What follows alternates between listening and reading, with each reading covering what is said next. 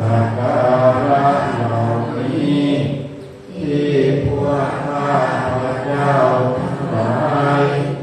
ยกขึ้นไว้ตามสมควรแล้ว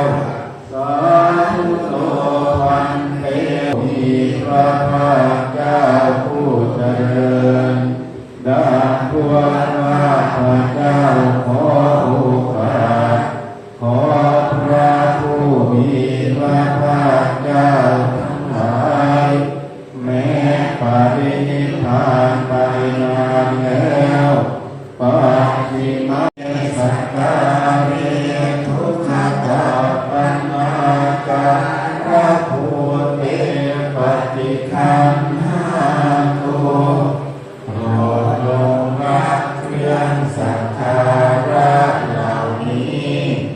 อันเป็นปัญญาการของคนยากเองพุทธังภวันตังเทมิข้าพเจ้าอภิวาทพระผู้มีพระภาคเจ้าผู้รู้ผู้ตื่นผู้มีพระภาคเจ้าตรัสไว้ดีแล้วธัมมังนัมมัสสามิข้าพเจ้านมัสการพระธรรมสุปฏิปันโนภะคะวะโตสาวกสังโฆพระสงฆ์สาวกของท่านอะระหะโตซึ่งเป็นผู้ไกลจากกิเลสสัมมาสัมพุทธัสสะตรัสเจ้าพระองค์นั้นเป็นผู้ไปจากกิเลสสัมมาสัมพุทธัสสะ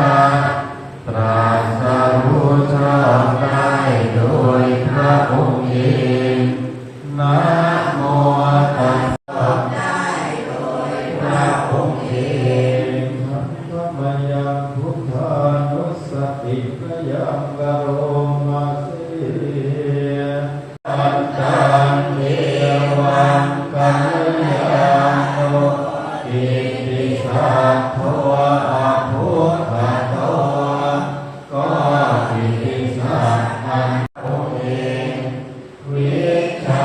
กัลยาณสัมปันโนเป็นผู้ถึงพร้อมด้วยวิชาและกัลยาณสุขโต